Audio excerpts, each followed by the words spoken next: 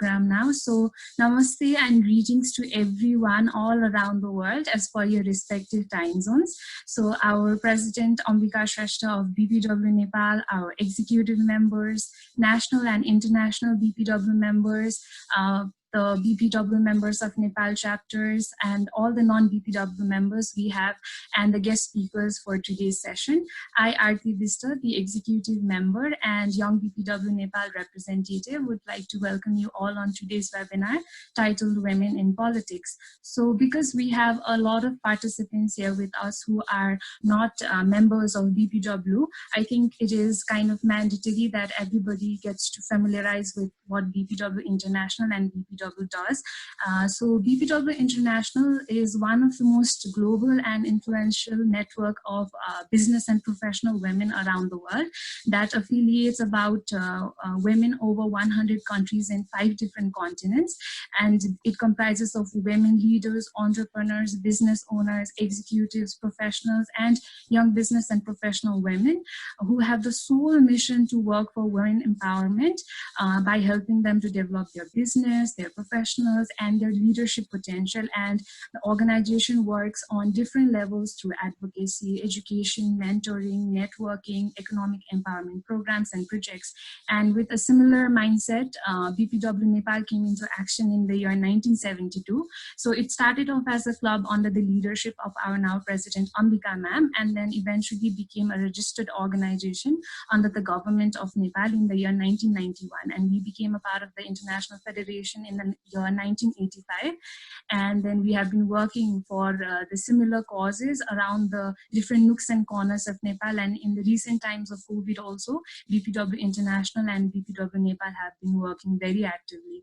So I think this summarizes what BPW International and BPW Nepal does and stand for.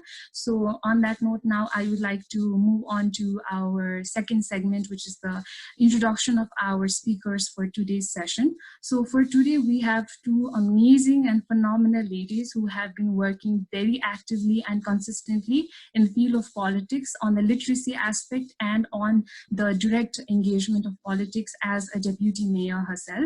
And one of the reasons why we take so much pride in these speakers is not just because of their work, but they very beautifully capture the theme for this year's International Youth Day, which is Youth Action, Participation for Global Action. And we couldn't think of better names than a youth activist and established political leader to come together on speak on an issue as important as women in politics. So I would like to firstly welcome our first speaker for today, who is actually quite familiar for BPW. She is none other than Helen Swells. So giving a brief introduction of Helen. Helen is the Deputy Mayor of Upper Hutt City Council, New Zealand, and the 4th term Upper Hutt City Councillor as well.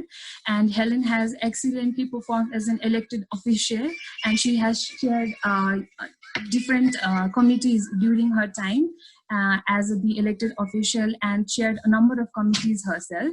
And Helen is also the chair of the New Zealand Defence Force Gender Equality Network Steering Group, and she's also the chair of International Women Caucus. And Helen has been a part of BPW since the year 2012, and she was also elected as the president of BPW New Zealand in the year 2017 till the time of 2020. And another immense pride moment we can take having Helen is not just because she's an amazing political leader herself, but she also comes from a country that is exhibiting a great example of women leadership, especially during the times of COVID. So that's about it for Helen. Now I would like to move on to our second speaker, who is another very young, equally enthusiastic and hardworking youth activist of Nepal. And I think I can say this with a lot of confidence that she is an emerging role model for a lot of young girls and women in Nepal, and she is none other than Prakriti Bhattarai Basnet. So Prakriti Bhattarai Basnet is a youth activist who is also the chairperson of a literacy campaign known as Political Literacy for Women in Nepal, which is working towards increasing Nepali women's knowledge about politics and is designed to provide learning, networking, and leading spaces for Nepali women in politics. And so far, her campaign has been successfully able to educate about more than 100 young girls and women regarding the basic basics of politics. And Prakriti is not just an active face behind her literacy campaign, but she's very active on other platforms such as the UNICEF South Asian Parliamentary Platform for Children. She was also a very active speaker during different South Asian dialogues like barrier and possibilities for women's political participation, South Asian women politicians, COVID-19 response, and more. And she is also a graduate of the program Leadership, Organizing and Action from Harvard Kennedy School. So I think this pretty much summarizes how amazing a speakers we have for today's session, and how they hopefully will do justice to what the webinar and its topic is. So now I would like to enter into the premise of today's session. So before I go on to and ask our speakers, I would just like to give a brief picture on the global scenario of women in politics, so that it kind of gives us an idea of what the political situation of women around the world is.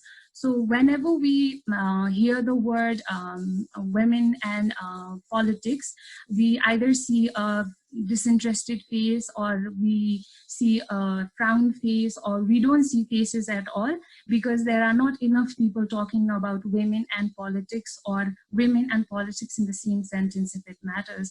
And the struggle of women in political sector has been a long one, and it's not just me speaking or any other women speaking, but the data also clearly shows that, because women's political journey has been a very difficult one, from the basics of having their right to vote to getting into leadership positions within the political table and political spaces of their respective countries. So it is very quite shocking to know that it was only in 2015 that women all around the world had the right to vote. So as of 2015, Saudi Arabia did not allow the access for women in their country to right to vote. And if you think that it was handed over to women for their right to vote easily, then also we're wrong, because women literally had to go through years and years of struggle. They had to do a suffrage movement in order to access their right to vote. And when we look into developed nations like Finland, Iceland, Sweden, we think that because the socioeconomic status of women there is really good, we think that political participation also kind of captures the same scenario. But it was only in the year 1905, 1915 that women around the world in these developed nations also had the right to access to vote. And even now, different other platforms like Beijing Declaration and Platform for Action, which has been working to create the kind of gender balance in the political scenarios, time and again says that women are underrepresented all across the leadership positions. And the statistics also capture the same thing, because as of 2020 in January, it was recorded that out of 195 countries in the world, there are only 4 countries that have over 60%, over 50% women in the parliament. Out of 195 countries, that is a huge gap. It's not even 10% of the political scenario. And it's not just women in the parliament, but when we look into women in the ministerial positions also, we see similar kind of gap, because there are only 2 countries with over 60% women in the ministerial positions, and over 12 to 13 countries with over 50% of women in ministerial positions. So these data kind of suggest that women are very poorly underrepresented, and it's not because women leaders are not competent, but they just don't have the access to get into leadership positions. And there are a lot of other hindrances as well.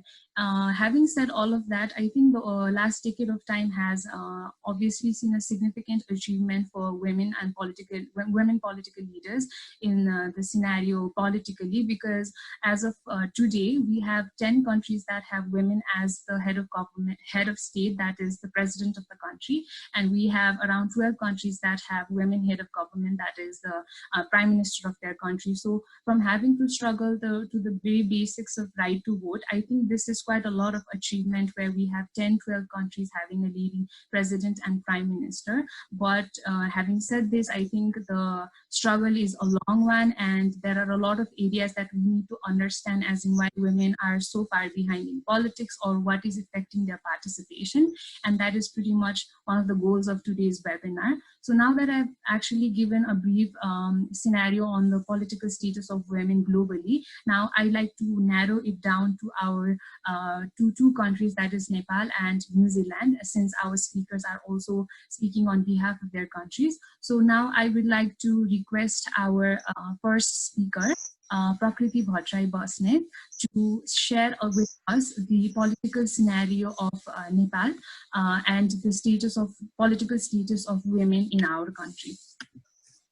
Okay, that's thank you so much, BPW Nepal, and I'm so for a young girl like me to present my opinion in front of all of you, it's a big privilege. And having been told that women and young girl, both of them are somebody that people don't consider that they know politics about. So politics is something that is indifferent to young girls. So you guys giving me platform and helping me come up and talk to you guys about my perception regarding it, it's absolutely great. Thank you so much, the moderator and everybody present here, BPW Nepal and BPW International as well.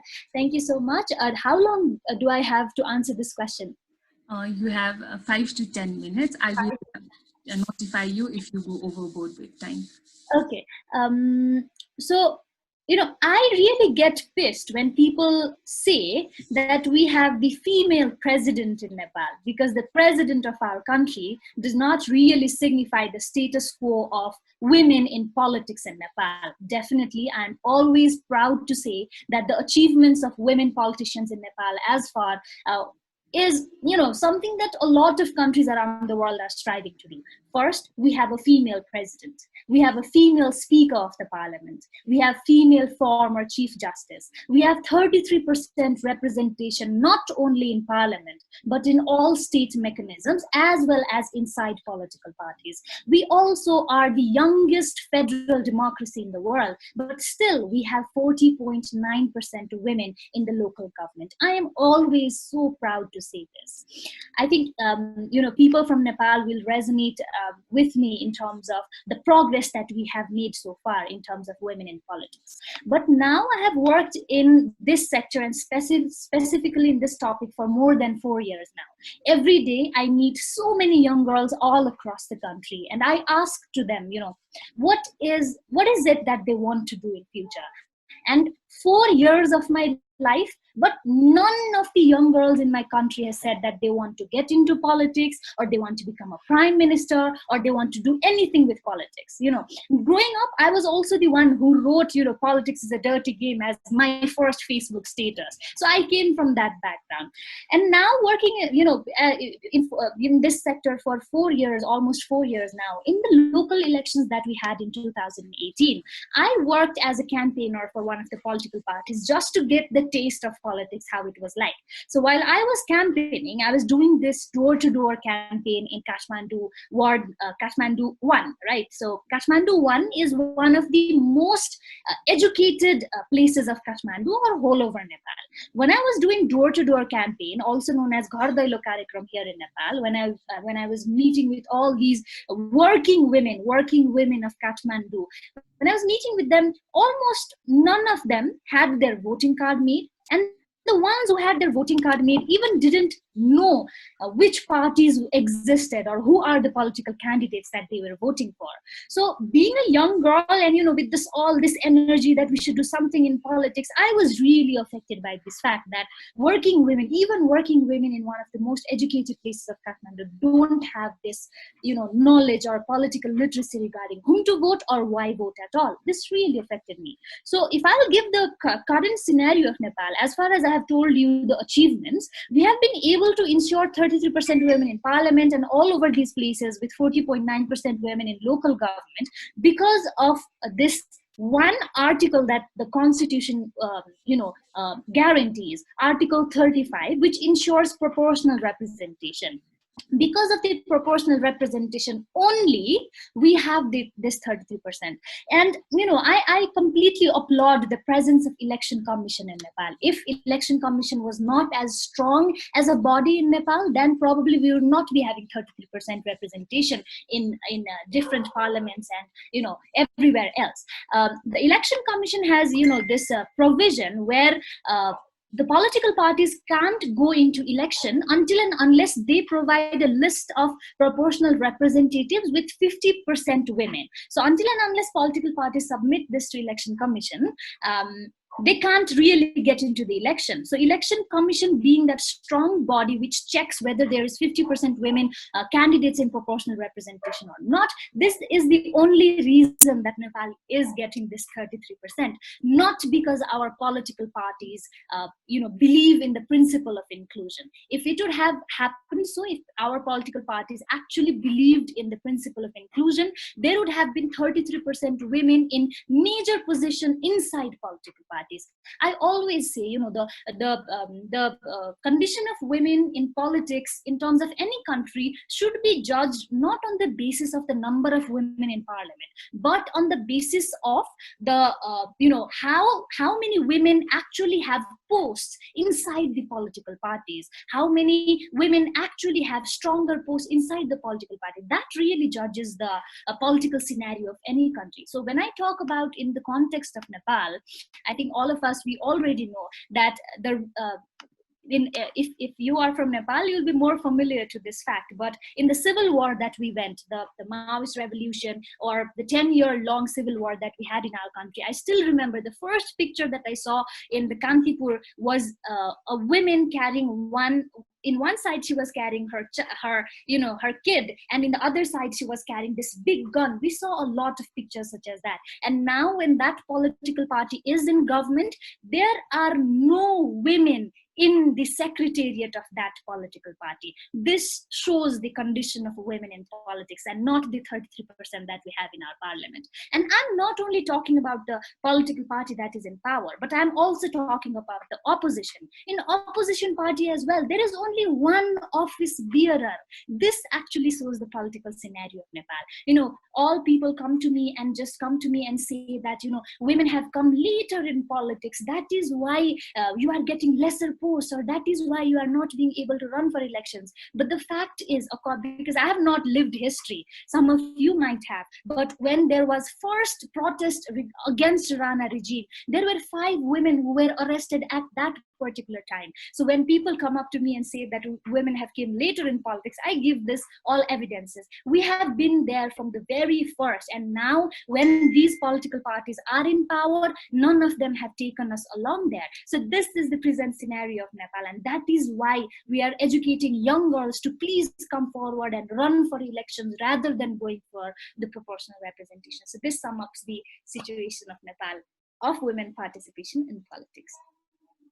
Thank you, Prakriti. You perfectly covered it in 5 minutes. So now I'll move on to Helen. And I will place the same question to Helen as well for her to share with us the political scenario or status of women in New Zealand. Just before that, a quick general knowledge fact is that New Zealand was the first country in the world that actually gave the access to women to right to vote back in 1893. So New Zealand pioneers in accessing women's right to vote, and I think having to see that scenario from a present point of view from Helen would also be enriching for us. So Helen, to you now. Thank you, and I think you're going to have to put up my slideshow, as it says that the host won't let me screen share. So could you put up my slide for me, please? Anyway, namaste everybody. It's lovely to be here and to be part of this. So, women in politics.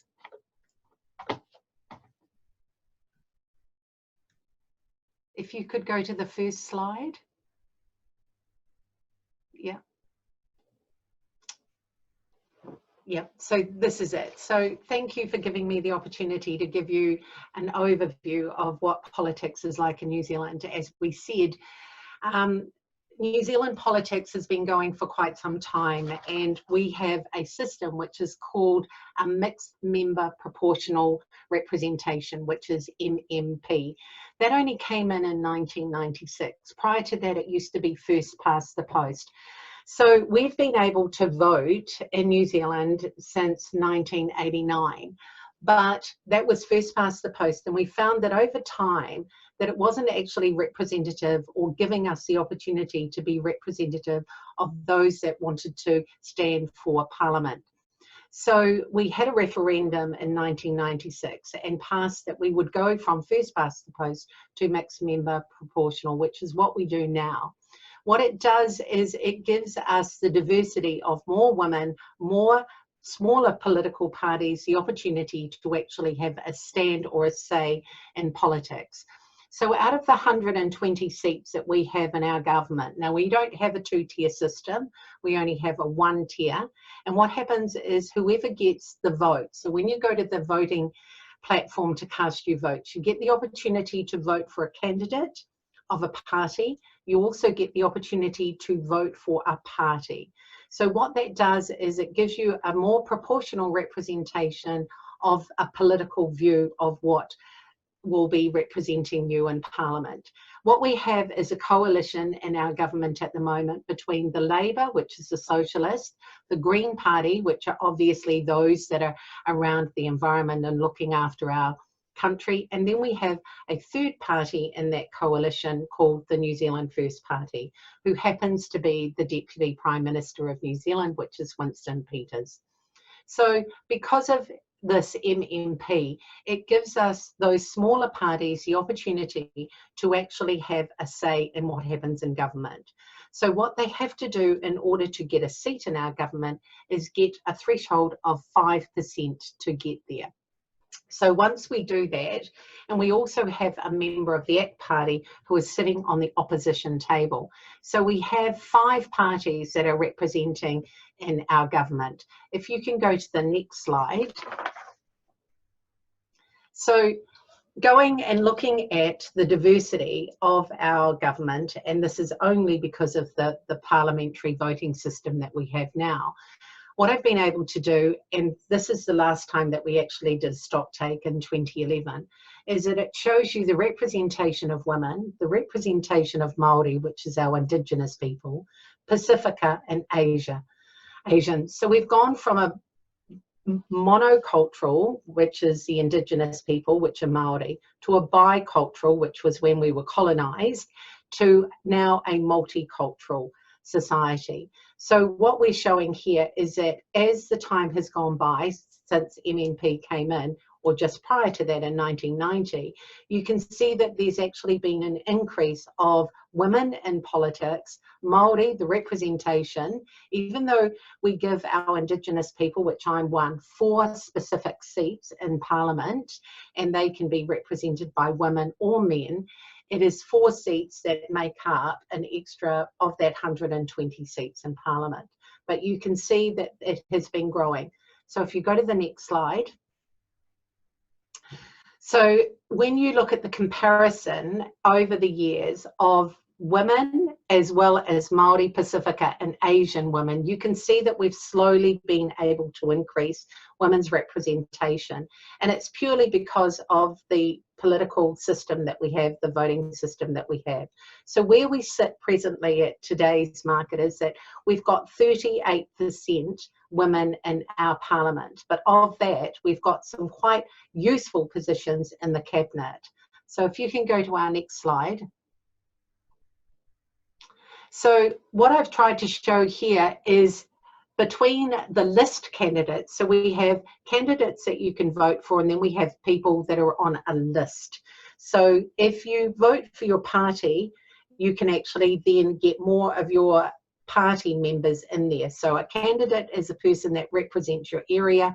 A party vote means that you can actually get an extra person in there. What is happening is more and more party votes or list votes are now being given to women candidates.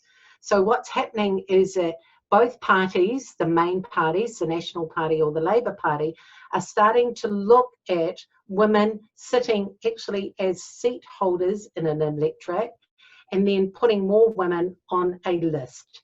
So you can see the comparisons that they've slowly been going up over the years since 1996 to 2011.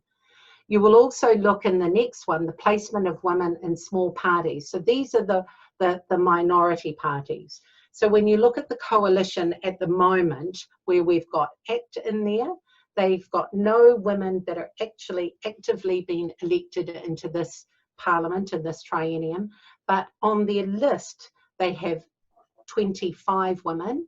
If you go to New Zealand First, they are one of the minority parties that are helping in government at the moment, and only one of their women is in government, but she also holds a ministry, a cabinet ministry of 3 ministerial positions in cabinet. You go to the Maori Party, and when you look at the Maori Party that are in there, there are 3 women that are of Maori extraction that actually hold cabinet ministries in this government of today. When you go to the Greens, we have 3 ministers, women ministers, that are in Parliament that actually hold cabinet positions. Later in the position, I'll tell you the ministries that they hold, but we've got a fair representation, even though we're only 38% of women in our government that actually hold ministerial positions. So if you go to the next slide. So women in the Labour and National Caucus. So these are the 2 main parties that we have. These are the people that actually hold ministerial positions. And this will show you that over the years, we peaked in 2020 when in 2005, but then we've slowly kind of done a small dip and then come back up in 2014. 2017, when our last elections were held, we actually saw an increase in ministerial caucus positions as well. Same again in the graph at the bottom. It's a comparison between men in ministerial positions in our government as opposed to women. So that you can see that there was a dive in 1999 for men and a slight rise for women, but then it's kind of plateaued out as we've gone towards where we are today. If you can go to the next slide. So the makeup of our current population or our cabinet or our parliament, as I said, is 38% of women, and the highest number that we've ever had since 1919, when women were first allowed to stand for parliament. So whilst we gave women the vote in New Zealand going back in 1893, we gave them the right to vote, we didn't allow them to stand for parliament until 1919. So the first woman in Parliament was a European woman called Mary McComb, who was a fabulous woman, and she was a representative from the Labour Party down in the South Island. And then 2 years later, we had a Māori woman stand and successful to stand. So that was in the next election in 1936. So we've had women in Parliament ever be 1 or 2 since the early 1930s. We haven't really had a strong number of women. So this slide here will give you the different parties that we have in New Zealand and the representative of the percentage of women in those parties that are actually elected. So they're members of Parliament, but they don't all hold cabinet positions. So the top 3 positions in New Zealand are held by women. The Governor-General is Dame Patsy Reddy, who is the representative of the Queen, because we're part of the Commonwealth. Obviously, our Prime Minister, Jacinda Ardern. We have the Deputy Speaker of the House of Parliament, which is Anne Tolley, and the Assistant Speaker of the House is Poto Williams, who is of Pacific extraction. Also, if you look at our justice system, that is also held by a woman. So the top 4 positions in New Zealand are held by women. So if you can go to our next slide. So the representation of women in local government, which is where I sit. I'll interrupt you. You have 1 minute remaining for this. Okay, so if you just go to the next slide, I'll quickly go through. So our elections, we have 78 regulatory bodies in New Zealand, which is district councils, regional councils, and unitary authorities. And I'm part of a unitary authority. So out of those 78, we only have 20 mayors, and that was an increase of 7 from the previous election in 2016. Our youngest member, and this is something we're really proud of because she is in Kapiti Coast, which is just a council next door to me, was elected at the age of 18, and she ran the strike for climate change to our parliament and walked on to parliament, and her name is Sophie Harford. We also have more women elected this triennium under the age of 40 years. So out of the 78 local bodies, over 50% of them are women, and they are under the age of 40.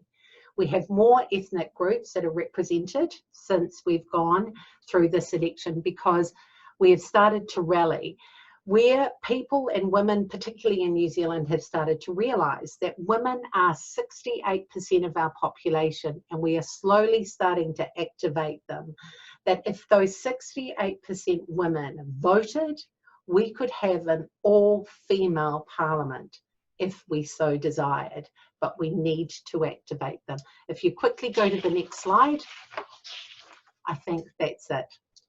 Hopefully I've kept to my 5 minutes. Very good, yes. That's good. Thank you. Right.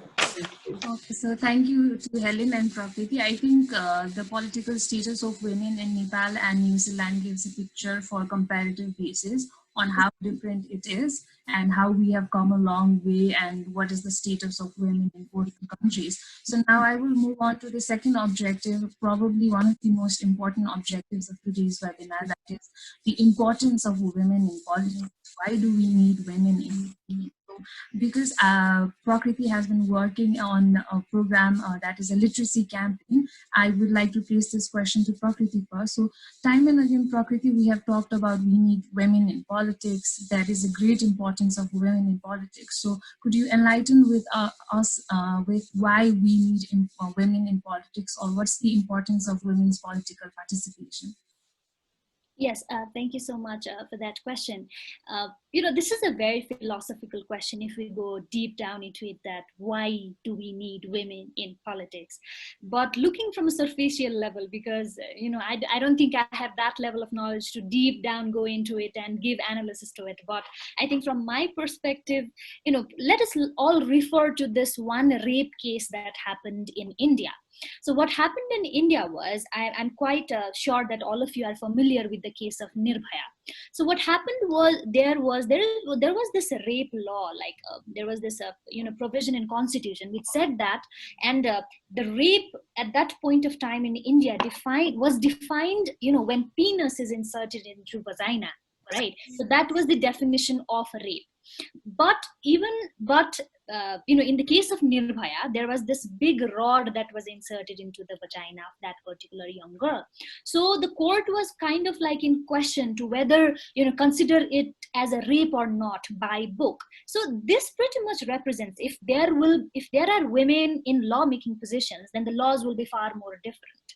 Right? If there were more women while those laws were made regarding, how what is rape as at all in all, when they would define rape, if there would have been more women, then the definition of rape would have been different, because it's not only inserting penis into a vagina. So my perspective regarding this in terms of why do we need women in politics is because the world is changing and we need a holistic approach to looking at laws. In terms of Nepal, till now in this 21st century as well, we are fighting for easy access to citizenship in the name of my mother.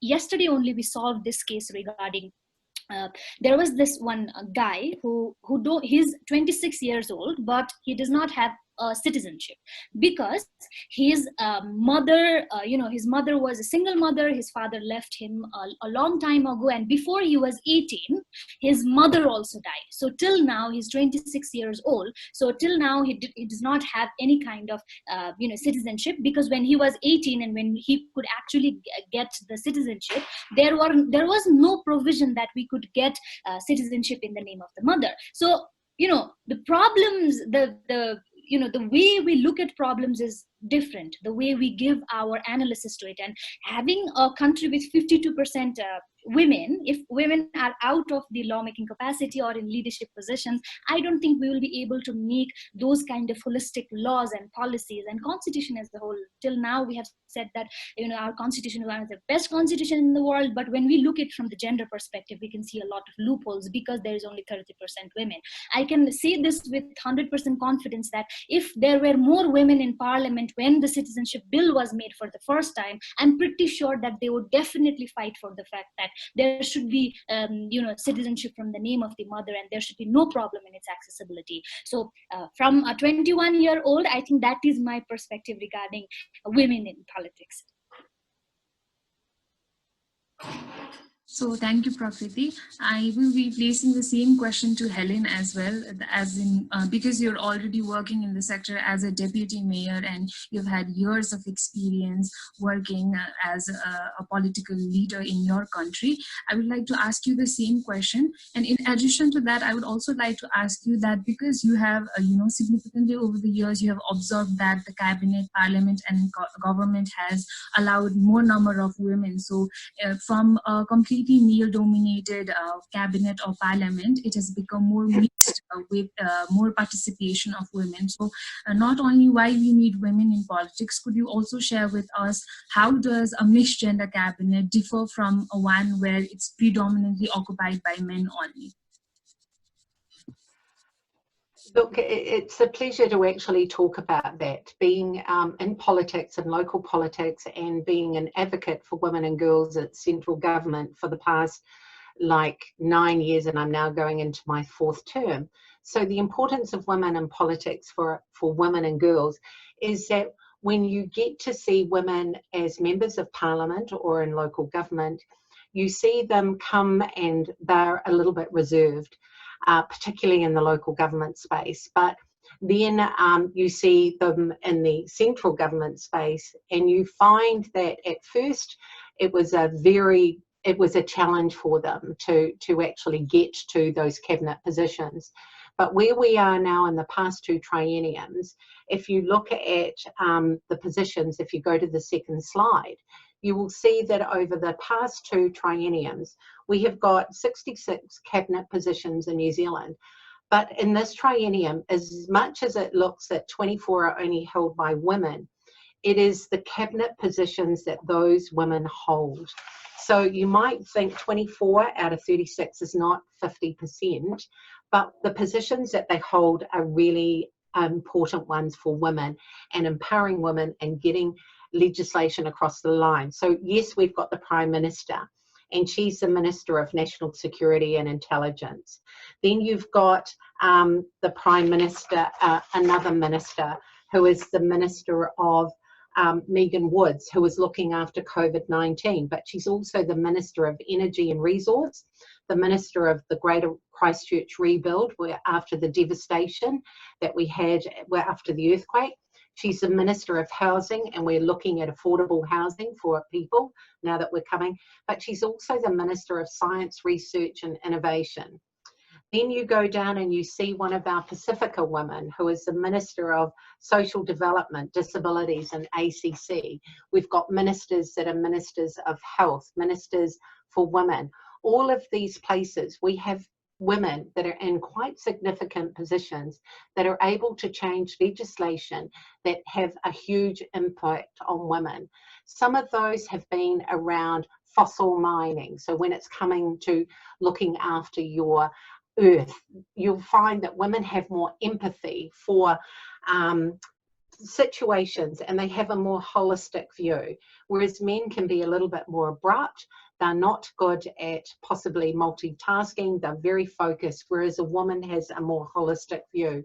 So just some of the things that have happened for us in the last triennium is changes to the Resource Management Act, but it's all around quality of water, quality of affordable housing, and consultation of the Indigenous people. We've got equal pay now for equal value work, something that BPW has been doing on an international level, and we've been doing since 1950. We've finally got that now, that, you know, there's no discrimination between the type of work. We've also got 50-50 on women on boards, because women are legislating that you have to do that. We've always been a little bit concerned about quota numbers. We'd rather be there because we're meant to be there. We've also got period poverty. We've got that in schools. So we're managing all of these things really, really well. And you find that as soon as you elevate women, not only do we look at issues for women, but we also look at a holistic part. So we've got a Minister of Children, Minister of Senior People here in this country who are looking at women at retirement age. We're looking at bullying of our senior people. We're looking at all of those health industries. So we're really lucky. The Minister of Women is not only the Minister for Women, but she's also the Associate Minister of Transport and the Associate Minister of Health. We couldn't have any three better combinations if we're looking at elevating the well-being of women in this country. So for me, the diversity and the difference between men and women in positions, particularly in cabinet or in influence where you actually make effective changes, is incredible for women in their everyday lives. So thank you. Hopefully I've stayed within my time.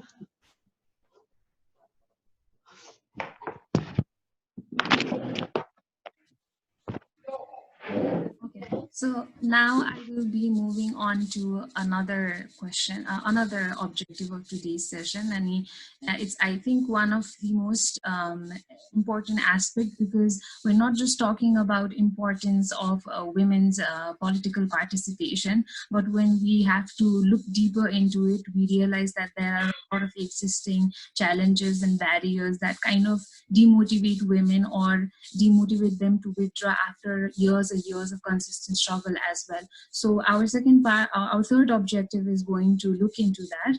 And for that, because Helen has already talked a little bit on there are challenges, I would like to place this question to Helen. So could you share with us, Helen, what are some of the challenges or barriers that women, especially entering into the field of politics, from lawmaking to becoming a politician to advocating in any area of politics, they face and have to come through in order to, you know, show their work or show their impact?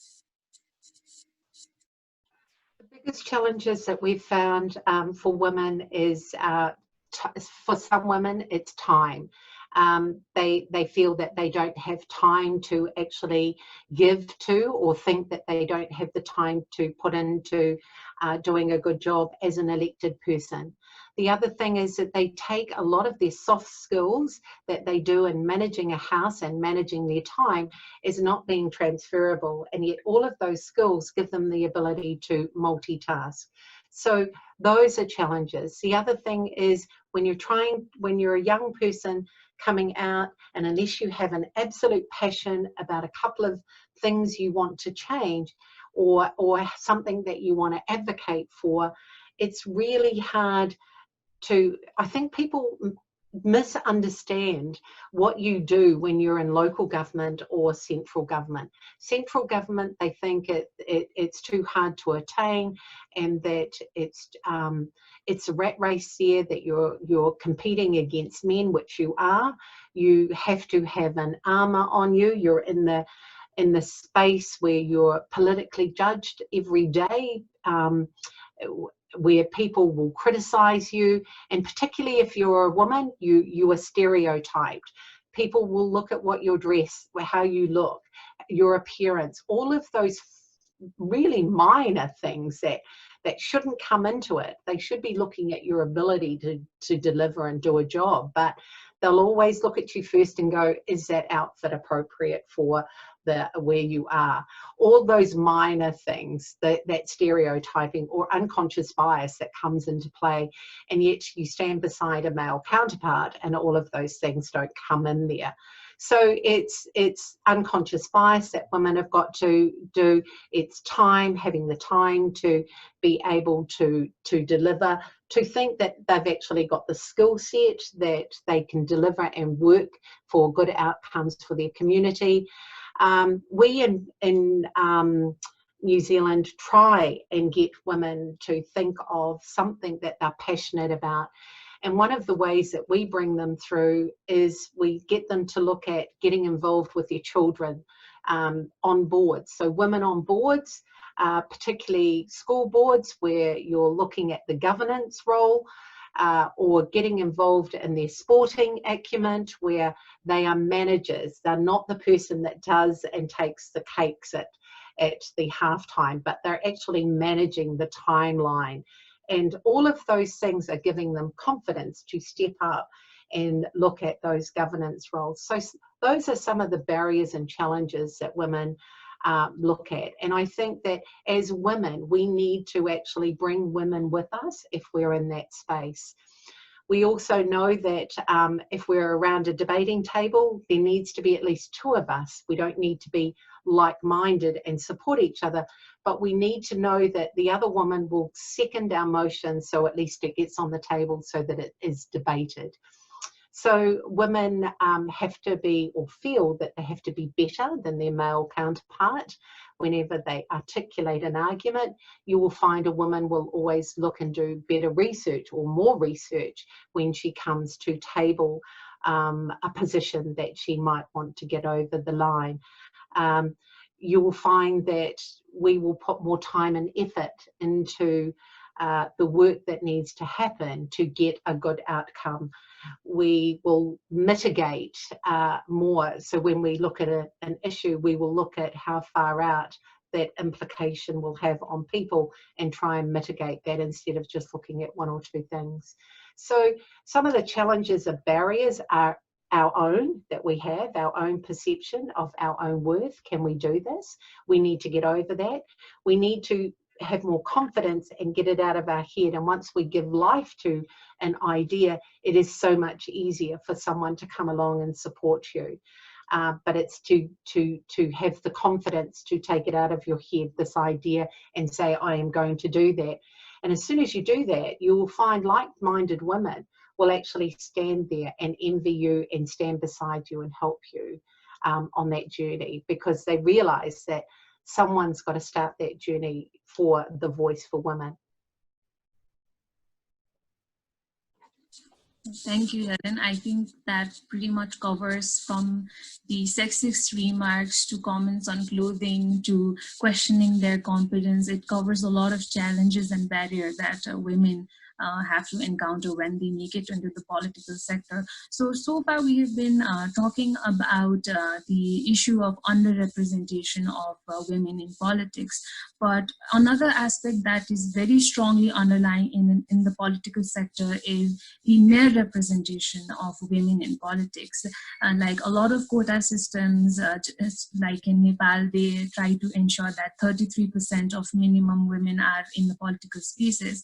But there lies an important question of, do those 33% of women or women below number in that are actually meaningfully participating in that political sector? So for that, now I would like to place my question to Prakriti. So Prakriti, could you please share with us how this aspect of mere representation over meaningful participation affects the women's political participation in Nepal or in any other country? How does it do so?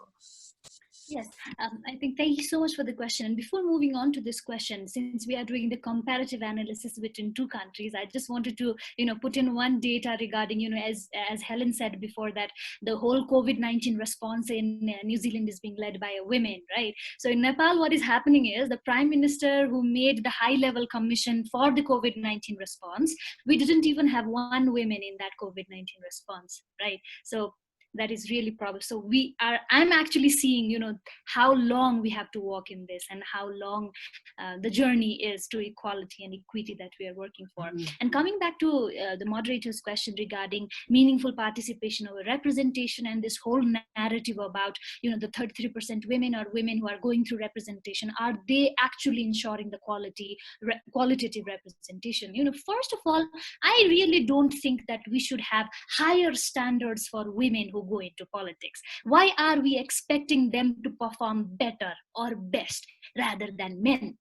Men are also, messing things up. But what we are expecting is the women who are going into politics, they should perform best. I think we should not be hypocritical about the fact that we are keeping 2 different standards for men and women. Men can mess up and still get away with it. But if women mess up in, politics, then we actually, question them with a lot of questions regarding, you guys are representing us. So how can you mess it up then? So that is one thing that I'm really concerned about when people actually ask regarding that situation.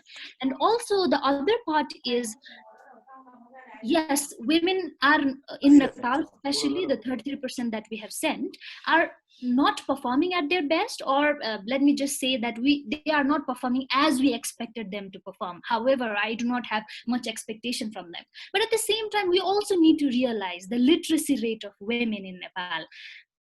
it's not been long that women have actually been sent to school. A lot of the parliamentarians inside the parliament are not educated, so we can't expect them to have a different standard or to perform them from a different standard. So this is my stance on it. Definitely we need to empower them when they go into positions, and I'm pretty sure different international agencies as well as government itself, they are spending a lot of money to empower these women once they go into the position. But the fact is, it's not been long that women are educated. It's not been long that we have provided them with the rights to have property, the property rights. It's still in a lot of debate. So it's not been long that women are provided with all these rights. So we can't expect them to perform at their best or have different standards for men and women once they get into politics. So this is my stance on it. Thank you so much for the question.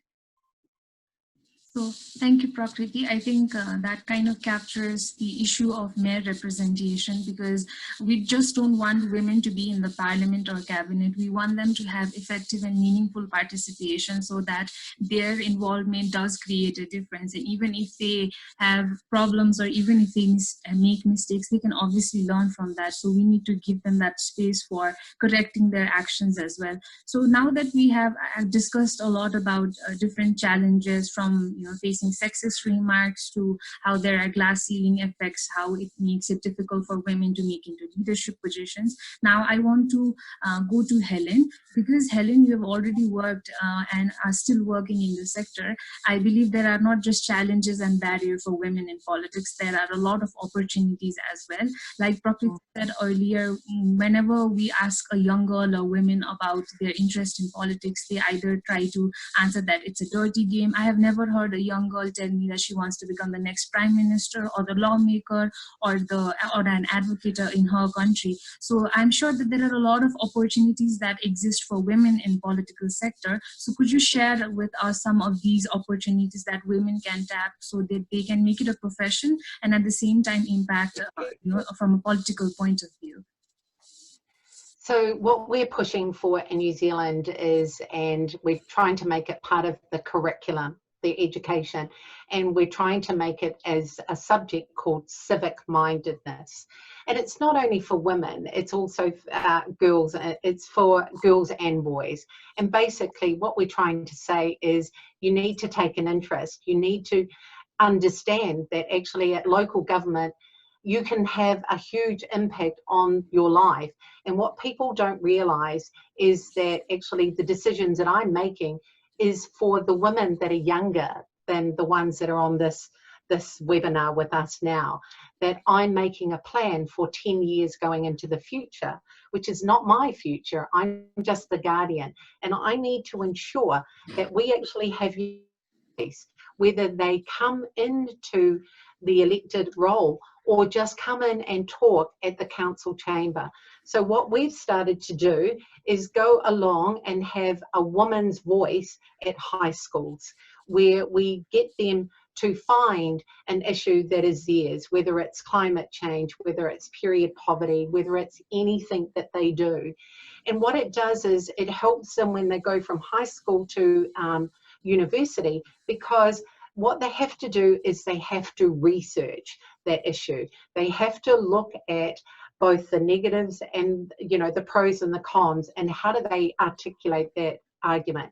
So BPW New Zealand do a project where young high school students from all around New Zealand come to Parliament, and it's very much based on what BPW do, where you put a resolution up. So they're given a topic, and this topic was, does the New Zealand government support and sponsor subsidise electric vehicles? So they had to take a position whether they were debating for it or against it. They give you a written submission, and then what happens is that they come to Parliament in Wellington in a panel of 3 of us and articulate in an oral situation in government their position. We mark them. But once again, that is giving them the ability to know that they can influence change. And we make sure that the topicals or the subjects are topical. We work with them on that level. We also work with women, BPW work with women in a local government sense where I work.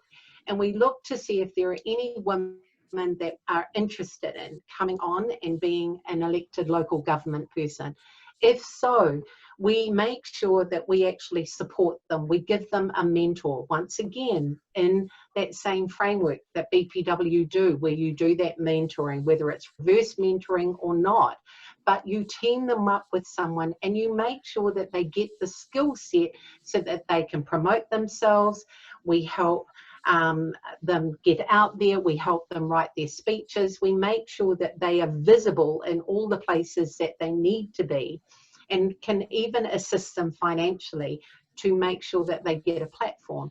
I mean, we help them in so many different strategies. And then the same thing applies when you go to Parliament, the next one up, and you go into government. But, you know, I think BPW puts you in good stead when you're at your club level. You do the Keys to Achievement, which is something that we do in New Zealand and Australia do. Basically, it gets you to sit in a governance position where you learn how to chair a meeting. And that's why I've held a number of chairing positions in local government, on finances, on community, on legislation. And it's all because of the grounding, and it's supported by some of the activities that BPW do. So, you know, remember, there are lots and lots of things that you can do to get out there and help support girls. So as a club, you need to make sure that you go into high schools and you start talking about, you know, civic responsibility, duties, all of the things that you can do in your community. We encourage students to come and have their student council meetings in our council chambers, so that it is not foreign or alien to them. We go out and talk to them about what would they like to see in the next 10 years. And we're doing that at the moment because local government is going through a long-term plan process, which is for the next 10 years.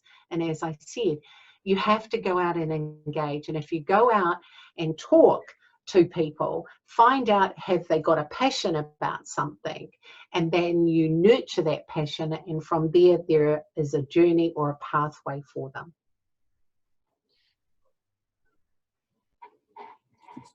Helen, to add to that, could you also expand a little bit on the different kind of roles that, you know, women can assume when they get engaged into the political sector as well? So, you know, around my table, there's me. So I'm in business. I'm in my own business. I have a property development business.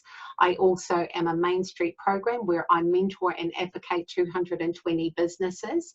So from a business acumen, I'm quite comfortable in that space. But then there are a lot of other women, right, who are maybe have an issue around environment or product stewardship or permaculture, all of those things which can come under the umbrella of sustainability and resilience. When you think of climate change, so there are lots, and you don't have to have a particular profession or industry beside you. I think the driving thing is you have to have a passion to do amazing things for your community. And if you have a passion and you are broad enough and you're open to being that voice for your community, I think where a lot of people fall apart is that when they get into politics, they have a single issue, when in actual fact in politics, you have to be across a whole host of issues. And I think that's sometimes intimidating for people. But if you're keen to affect change, and wherever it is, you will do the reading, you will do the research, you will talk to your community, and you will get a sense of what it is that they do. A lot of my colleagues forget that they are there for the community, not for their self-serving. And that's something that I encourage. When I mentor a lot of people that have just come in, so as a deputy mayor, my role at council at the moment from the mayor is to encourage and induct the new ones that are around the table and give them the confidence to find their voices so that they can put their issues on the table, and how to do that in a safe environment so they feel supported. So hopefully that answers your question. That was so. I want to direct this question to Prakriti as well, because Prakriti has also talked about possibilities and opportunities for women in political scenario in Nepal on a South Asian dialogue as well. Prakriti, could you also share with us some of the opportunities or possibilities that lie for women in the Nepali context? You know, practically, I don't see a lot of welcoming for women in politics, starting from student politics itself. When we interacted with a lot of women politicians who have started their political career from student politics, and now even when we look at the national politics, we don't see much women coming from the student politics itself. So young people, when they try to get into politics, the only means that the politics of Nepal provides to get into the national politics is through student politics. Now let's look at how student politics is. So when we look at all the president of student unions of each political party, there is no women. None of the women have ever led student union. Similarly, even if we look on the streets now in the Enough is Enough campaign as well, we saw a lot of women that came out in this non-partisan movement. When there is a non-partisan movement, we saw a lot of women coming in and getting involved in the movement itself. But when it comes in contact with any political party, we don't really see participation of women even on streets. So in Nepali politics, since there is no lateral entry in politics as a whole, so I don't see a lot of possibilities for women in general. But whoever inside the national politics, I see a lot of women such as Puspa Bhusal, Ram Kumari Jhakri.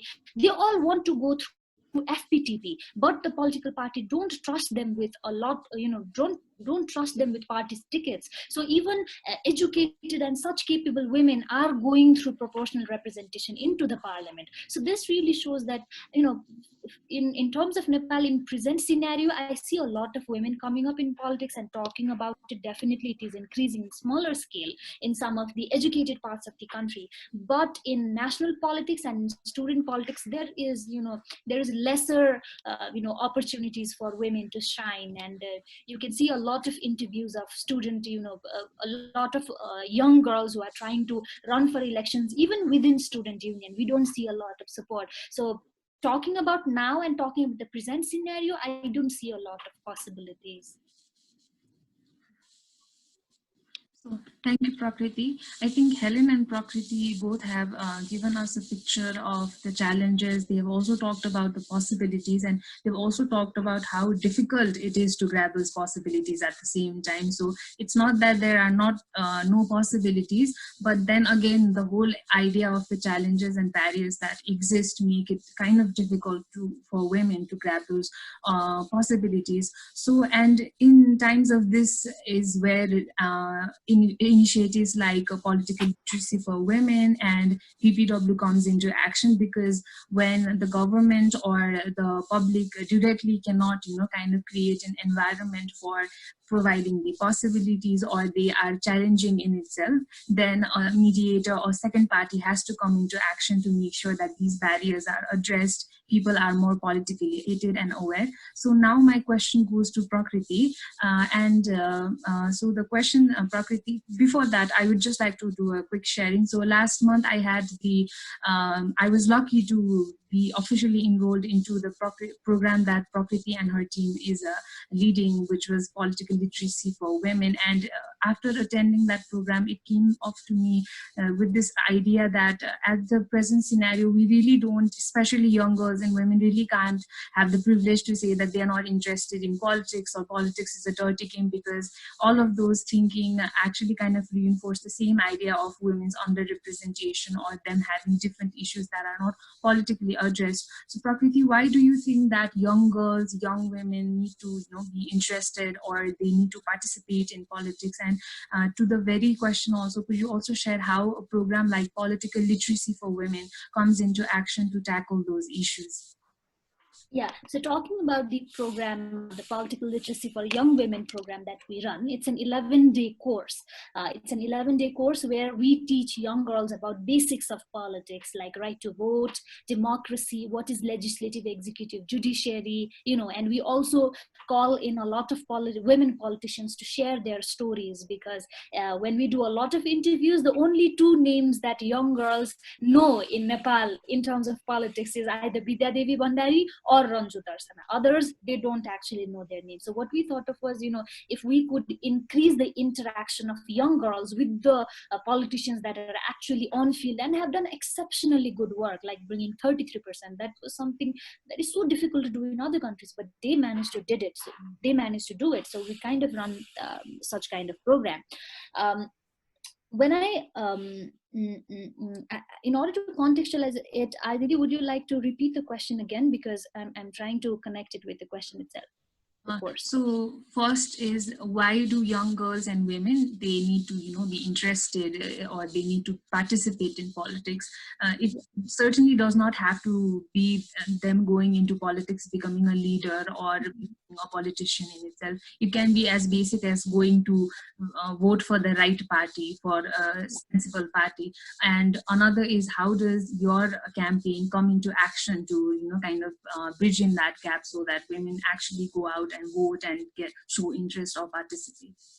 Yes, thank you so much. So if we look at the demographic report of Nepal right now, we have the largest number of young people. And amongst them as well, more than 60% of the young population is female. 60% of the young population is female. And being a democratic country and everything being based on the majority and everything being based on the fact that democracy favors majority, and in order to have a say in democracy, all that we do is cast a vote.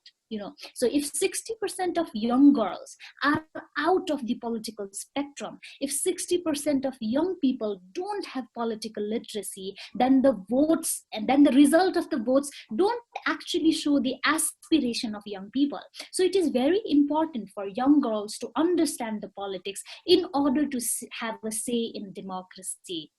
Democracy itself is for the people, of the people, and by the people. This is the definition that I learned when I was in grade 8. But now that I come back and do the analysis of the number of voter cards that have been made by women, even though there are 60% women, young population, I'm not even talking about the whole population as a whole. In terms of whole population as well, 52% are women. But this kind of not so good relationship of women with politics is actually costing us democracy, the principle of democracy at the core, because the better that we understand the politics, the highest chances is that the democracy will be stabilized in any country. So we are doing everything in order to make the democracy of our country stable as well as meaningful. In order to protect the principle of democracy, it's important that we educate people not only to get jobs or do these kind of things, but also to have political understanding, because in democracy we give all our people to certain people in the government. So in order to give all of my power as a citizen to somebody, at least I should know what are their principles, what do they stand for. So it is very important for young girls to understand politics, because now we don't have this, as Arati Didi said, we don't have this privilege to say that I'm not interested in politics anymore, because we young girls make the 60% of young population. So it's mandatory for us to understand one way or the other. Meanwhile, our government introduced 33%. Our government introduced representation. All of these were top to bottom approach, but we never talked about bottom to top approach. In order to fill that 33% as well, we need young girls later, 10 years later, we need girls who are young right now to go for elections. I am so afraid that later, 10 years down the line, there will be very less number of girls even to fill that 33%. And the fight of 50% that we are, striving for, we need more young girls to come up. So now when they are young, when they are 18, 19 years old, when they teach them about the discrimination that is happening in politics, why they need to, if we mold them at this particular age, then the probability is that they will go and get the party's membership. Maybe later in life they will run for politics. So we are trying to increase this culture of having bottom to top approach rather than having top to bottom approach, because as we saw in the local government, there were a lot of women, Dalit women, we had Dalit women quota in the local government, in terms of the women representing different offices in local government itself. We see that there is highest number of women of Dalit minorities, Dalit women in the local government. But when we go to places like Janakpur, when we go to Tarai areas, then we can see there that those Dalit women are not even called for meetings, because they don't even know how to write, they don't know how to attend meetings. They are so ashamed of themselves. They are just given the ticket or the place just to give it. They are not empowered. So it's important that the next generation of girls that come into politics come empowered, come prepared. So in order to make them prepared, I don't say that I know all of politics. I'm also learning. So when I am learning, I want other girls like me to also learn. And I always say it's not only, political literacy is important, not only to become a politician, but also to become a good citizen. In Nepal, we are not taught about civic consciousness. I remember learning about democracy, but I don't remember learning about politics, the definition of politics itself. We were doing before this interview, this session, we were just doing this interaction with small girls from grade 1 to grade 10 in government schools. We were doing this Zoom session, and we were asking them, do you have anything in your curriculum related to women leadership? And they could give only 2 examples. One was Madame Curie and the second was Florence Nightingale. So throughout the 10 years journey in their school, they only learn about 2 women who are taking leadership in their aspect. So this clearly shows that young girls, there is no now we don't have this privilege to say that I'm not interested in politics, because in order to fill that 30% that we have brought right now, we need young girls to understand politics. Otherwise it's going to be very difficult to even fill those seats in parliament where women are already placed. Yes, that is why women in politics. Thank you, Prakriti. I think that very perfectly captures why we need to have young girls and women interested or participate in politics, because in a fight for ensuring 33% is being occupied or taken over by women, I think we're not looking at a bigger picture of where we might be actually going backwards. So talking about BPW a little bit in terms of its advocacy, BPW is about to near 90 years of its work working for women, and in this 90 years of time, BPW has been a very prominent name and organization towards political empowerment of women also, because when we look into the activities, for instance, when we look back into BPW's effort back in 1916s in United States of America, we can see that BPW was very consistent to ensure the establishment of the status of Women Commission, and that very entity today is working throughout the world to ensure that women are getting equal pay act. Like Helen said, New Zealand has finally ensured that, and there are other areas as such where BPW has consistently campaigned to work for women's engagement, not just in politics but every point of view. So now my question on the very ground comes to Helen. Is that, Helen, you are already a part of BPW and you have also been the president and you are also a deputy mayor in your own country. So how does BPW as an organization, ensure these kind of political leadership among young girls and women? What role does the organization on a national or an international platform play to ensure that more number of girls, women are engaged, and the ones who are already engaged are also making the best out of it? So one of the projects, one of the positions that I also hold is that I'm the chair for the gender equality for the New Zealand Defence Force, which is the Army, the Air Force and the Navy. And we do that, and how I got involved in that is because of one of the projects that we do, which is called the Women's Empowerment Principles, which is celebrating 10 years.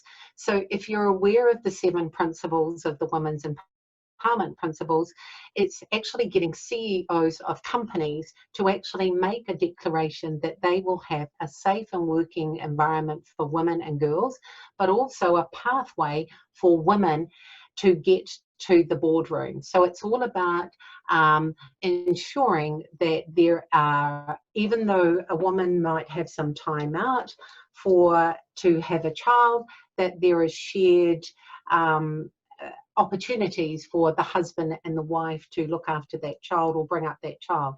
So we've got some really good legislation in this country around shared maternity leave, around a whole host of things that actually empower our women and our young girls right from a young age. So we look at going into the universities and encourage our women to go in and work for companies that are signatories of the Women's Empowerment Principles, because we know that they're going to be looked after when it comes to equal pay. They're going to have pathways to the boardroom, that when they decide to take time out to become a parent, that they are not going to be jeopardized in any way, that there are things in place for that to continue. The other thing that BPW does, or what we do in New Zealand to ensure that women have a voice or of influence, sometimes when you want to sit at the national level in Parliament, it's not always the best place for a woman to be, because you're restricted by party politics.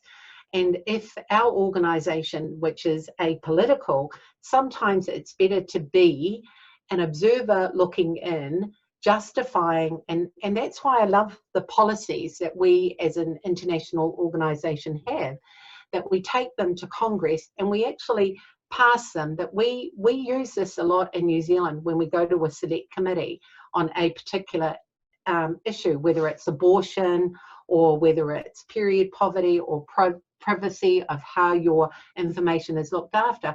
We sit there and we say, we have 22,000 people in so many clubs in so many countries that give us the mandate to sit here in front of you and say, this is what we want for women and girls. Now, we need, as an organisation, to know how to activate those policies.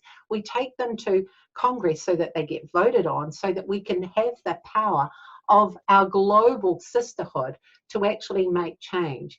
The other thing that I think BPW does really well is activate the international treaties that we as countries are signatories to. And I believe it is the responsibility of BPW to remind the governments that are signatories to CEDAW, which is, violence against women, whether it's the human rights, which is 75 years, all of those treaties, we as an organisation, countries are signed to, and actually use our people that are in the United Nations, in Geneva, in New York, in Rome, in Bangkok, all of those places, to actually elevate our voice for women and girls to make sure that we get a better space. So, you don't have to be a sitting person that is elected in local government or central government. You can still be a political woman and have political affiliations by working in the Ministry of Foreign Affairs. We push for the Ministry of Foreign Affairs to get good trade agreements and procurement for women so that they have access, because we know that women will look after their community better than a man will. So, and all the stats are there. So, it's not just being an elected person, but, for me to get into government, I had no money to do it. So this is where women need to be really politically savvy. So what did I do? To increase my profile, I stood against the mayor. And automatically that had people talking about me. It gave me press exposure. And this is where we as women need to start stepping out of our comfort zone and doing stuff like that. Because what it did was, I didn't become the mayor, but I was the highest polling elected person that year to get on council. Why? Because I was game enough to stand against the mayor, and there were 3 of us, but I didn't have to pay for that exposure. People were coming and wanted to know what my platform was, what I was talking about, and this is where we as women need to start not ring fencing ourselves, but actually opening ourselves up to the opportunity and grasping them. Thank you, Ellen. I think at the end you talked about a very important thing, that is not just the political commitment, but how we need to go out of our way also to grab that opportunity, because standing against a mayor knowing you had very minimal chances of winning did not bag you the position, but did bag you a lot of people and the kind of exposure you did with little to no money as well. So I think that can be a very great aspect of learning for all of us, especially the young ladies and women we have as participants. So on that note, actually, we have covered all of our questions, and I think we have done justice to the objectives that were set for the program as well. So I'm very thankful to both the speakers. So now I'll be opening the floor for questions to the participants. Please raise your hands for the questions. We'll take them one by one, and I request all of the participants to make the questions very precise and up to the point. And I also request you not to take a long period of time to place them as well. So thank you. So the floor is now open. Please raise your hands.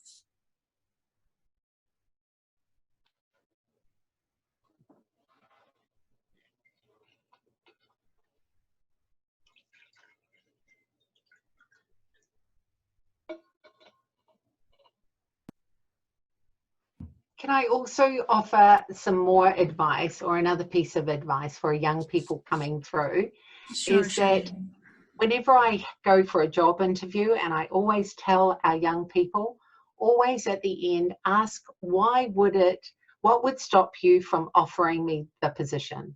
And this is where we need to have the confidence to ask those kind of questions. I think Sylvia would like to say something. Hi, Sylvia.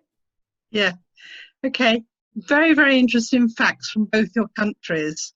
So I enjoyed learning quite a lot. But there was so much detail in fact in it. Helen, could you share your slides with me? I'd be really delighted to have them. Absolutely, Sylvia. I would be happy to share them with you. Absolutely. Yes. I'll send them through to you. So I'm not seeing any raised hands. So I think that the questions, the objectives, all of the discussion was crystal clear, and everybody had a very well understanding of the subject matter we discussed today. So I'll just make a final call for participants. If you have any questions, you can ask the questions now, or else I will move towards the ending note from our Federation President. So if you have any questions, and if you are feeling shy in placing them vocally, you can also drop them to on the chat room. You can ask our speakers individually as well, or you can ask us in person as well. So if we have any questions, but prior to that, we have a little bit of information coming from Prakriti herself. So I just want to request Prakriti to add up on that, please. Yes, thank you so much for this opportunity. I just wanted to add in a few things. Like, if you have anybody around you, who is capable of leadership, and we have seen, young girls who are bossy, please refer them to us. We are doing a lot of programs for them. Please refer them to us. We are doing a lot of sessions for them so that they can become politicians of tomorrow. Similarly, we are just a small movement, and it's a big, big platform. BPW International Nepal, it's a big, big platform. So it would be of help if you guys could provide us with anything, network or, different opportunities. We would be happy to have that, because right now we are just based in Kathmandu, and even though we take participants from all districts all over Nepal, we are not being able to get in, the networks. We don't really have networks since we are very young. So if you guys could help us build those network, or anything at all, any assistance, because it's just a growing movement, then that would be really helpful. And thank you so much for providing me this time. Thank you so much. And please reach out to us if you guys have any suggestions, because I can see a lot of, experienced women, professional women, who could give us a lot of assistance and insights in the topic that we are working for. So I'll just drop my email and everything in the chat box. Please, please do it. Thank you so much. So now we have 2 raised hands, and I think we will only be taking 2 questions. And after that, we will have our president share her ending notes for today's session. And because we have time restraints, we cannot cover more than 2 questions. So our first participant is Nilima Bosnit, and she has a question. So you may place your question, Nilima. Hello, everyone, to all the BPW sisters and non-BPW sisters, and hopefully to the one lady who will be our BPW member in future. So one of the things is that I've been following Prakriti for a very long time. I've been going through your political literacy for women, the Facebook page, and attending almost all the webinars, the online webinars that you have. And the last time I tried to apply for that course, my age was off limit. So I was very disappointed. Even I told Aarti, is there a way you can make some connections so that I can learn about politics? So she told me that we'll talk about it. So is there any way that you can, you don't have like under 30, I'm not under 30, so it's impossible for me to learn. I come from an engineering background, so politics is completely different for me. So I would love to learn. And I would love that you have a program placed for other, for other ages also. So what do you say about that? Yes, thank you so much for showing interest. I was quite aware that you filled up the form because, whenever somebody of a age limit that is beyond our, reach applies, then there is a team member who comes to me and says that there is a woman who applied for this. Should we take her in or not? And I was like, whether we should take it or not, because there were 16-year-old girls as well, 18-year-old girls. So I was but right now we are a small platform. We have very limited resources. So we are only being able to cater, a certain age group. Once we have a lot of resources, I definitely plan to do this for, women of all, age groups. I'm looking forward to doing this. We are doing this for younger kids right now, but I'm really looking forward to do this session as well. As soon as I gather resources to organize, that big level of a course, then I'll definitely contact you. Thank you so much for following our work. This is really motivating for me. Thank you. So now I request our second participant, Juna Karmacharya, to place her question as she has raised her hand. Hello, ma'am. Hello, all of you. My name is Angelica Boila, and I'm from Banepa. And this is Juna Karmacharya is my mom's name, my mother's name. I saw that BPW is that today's meeting invitation in my mom's messenger. So I was interested to join the meeting, though I joined it late. And I wanted to ask, I'm also president in a Forum for Indigenous Girls. It is a new organization we have formed with girls from indigenous community, and we are under the guidance of NIF, National Indigenous Women Forum, and I would like to communicate with Ma'am Prakriti Bosnet, ma'am. So how can I reach up to you? Yes, definitely. I've just sent my contact number and email, everything in the chat box. We can definitely collaborate and coordinate. Okay, sure, ma'am. Thank you so much. And thank you so much for this opportunity. I really liked it. Thank you. We have one more question coming, and she's a very enthusiastic BPW member as well. So I will be leaving space for her to place her question. So Charvi, you can place your question, and she will be the last participant. So Charvi, you may place your question. Hi, thank you so much, Artititu. Sorry, my video will be off. Okay. So my question, so today has been a very insightful webinar for me as well, because I learned a lot of things from, and then the comparative analysis aspect of this webinar was also very interesting.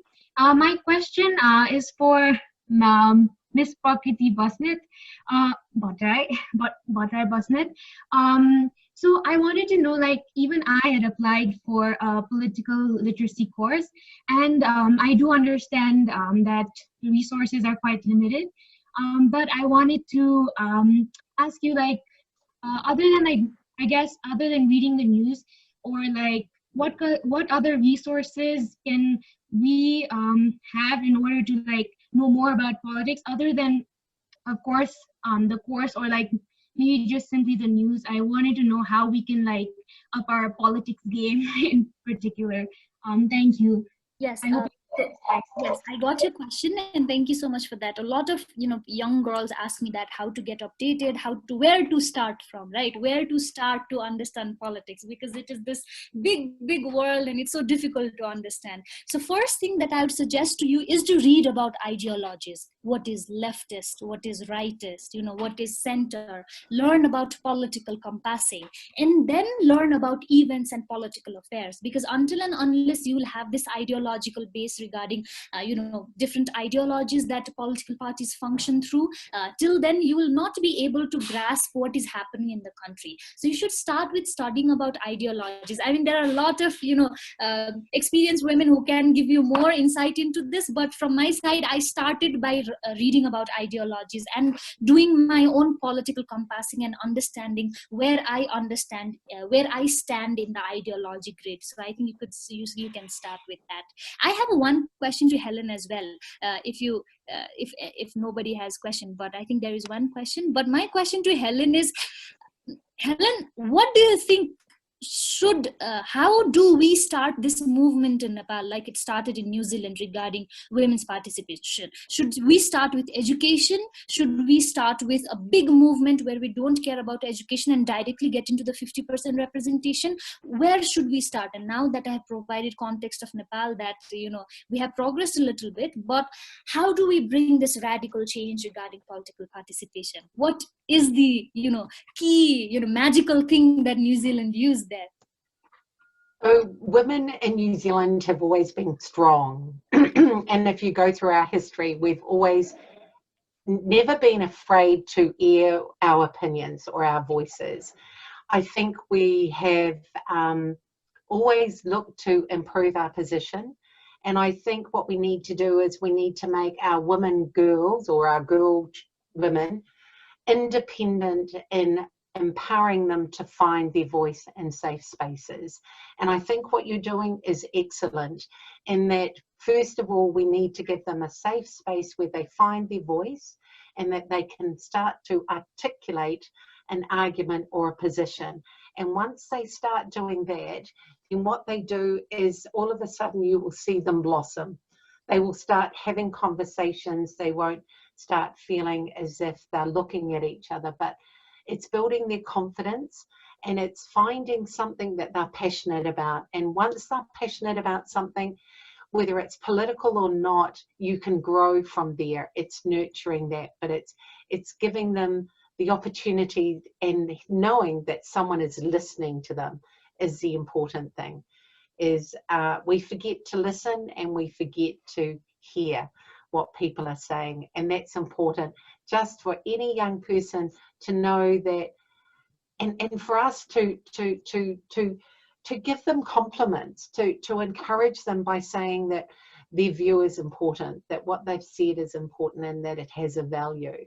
And we've done that right from the get-go, and I admire what you're doing. I think it's fabulous, and I would love to watch how you grow and you get more of your young women in Nepal to be in positions of influence and changing lives, because you've got a great opportunity. And I think I look forward to watching what you're doing.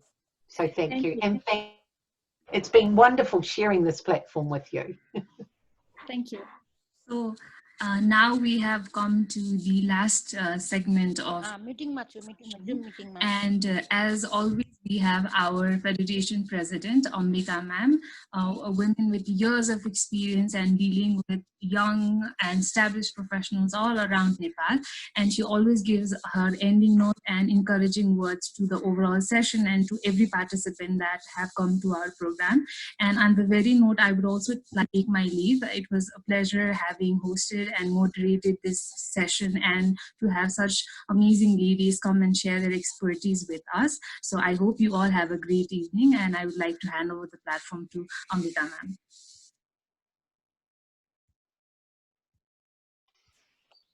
Thank you so much, Arati. I have to say thank you for moderating and being the managing the whole program. Thank you. Now, thank you very much, all of you, our two speakers, and also all our sisters from all over the world, as well as from Nepal.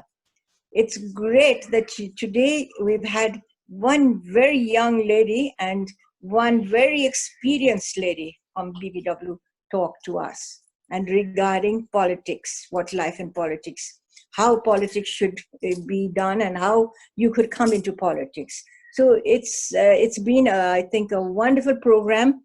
I have to say first to Prakriti, who is a very young person. I must congratulate you that you have started this, thinking and studying about how our women in Nepal should come into politics. Politics, and not be just politics with the party, but politics to change the lives and to change the way things are being done in the society and with the women. We in Nepal have a very big place to play, a big movement, and especially now with the young people. You are the ones who will have to work on it. So I would like to say thank you for that. Now for Helen, thank you for talking about how you've come through, how Australia is doing all this. Hats off to Australia that you have such strong women, and especially your Prime Minister, who is such a strong woman and able to face so much. So, and you there working with them, with all the women there, with all the disasters that you've faced and what you have been doing and how you're coping, and what you talked about politics and what it means. So thank you, Helen, and for all the work that you have said about and what you said regarding one of the best things that you've said, and one of the most important things for any young or let's say older person who wants to do something is, number one, you have to have confidence. And the other thing that you have, which is so important, is to have a passion. What is your passion? Without a passion, you will not be able to go ahead. You will just fizzle out. If you have a passion that I want to be this, I want to do this, I want to face this world in this way, I want to change something, that if you have a passion, and if you say, no, I want to do this just now, especially Nepalese women, us just now in Nepal, and especially the young ones, there's so much challenge here. And this is where we have to think. You can do all the other things, but please inculcate challenge into the young people. When you're talking to them, when you're training them, give them this thing of a passion. What do they really want to do? What do they want to make of their life? You know that most now, the young people now, what they want is to become this one, and then either go out of the country to some other country, or start, and most of the people I have seen, the general, they want to go and join a bank. They want to be a bank employee. Now we need now to be the young ones. You have a challenge. You have also a place which is absolutely clean. You have a place which is clean, a clean slate. I'm not saying that it's clean with everything else, but it's clean where you can move, where there is a chance for you to become the person, because there's a really clean slate for you. You can be something so important, and that you can be important by having a passion, having confidence, and doing it. But not as, I don't know if it was Helen who said, not thinking of yourself, but thinking of what you would like to do for others, for what is the aim. Now we're talking about what we would do with the politics of the women. You're saying that the women who have to come in politics, have to think about others. They talked about such issues right now, about how a woman, she has to make her time, and also that a woman is multitasked. Yes, she has to be multitasked right from a child when she's in school itself. In certain areas, certain places, when you're going to school, you either have to do something at home and go to school, then come back and do something also in the house. Not everybody has everything around, so they can do that. They just come home, have something to eat and do it. But they also have to work at home. So that is time that you have to give. for others who are working. They have to give time in so many sectors. Your home is number one. Your family, your children is the other thing that you have. And then your work that you have to do outside, besides your home care. So those are the things that a woman's challenges. How you manage it, how you work at it, and what you do is how you can make your life, change it, and work. From there, you make what you want to do. There you make your choice. You make your choice and say, this is what I want. Okay, you said there was not one person who says that I want to be the prime minister of this country, or I want to do this, or be the chief justice of this country, or let's say the speaker of the house or something. But there's a reason for that. They don't have that, because you already said, when you ask people, they think that politics is dirty. Now, it is in you, young people, all the young ones here, that it's in your hands to make politics not dirty, but clean. Don't make it dirty. Make it clean, and be a good political person.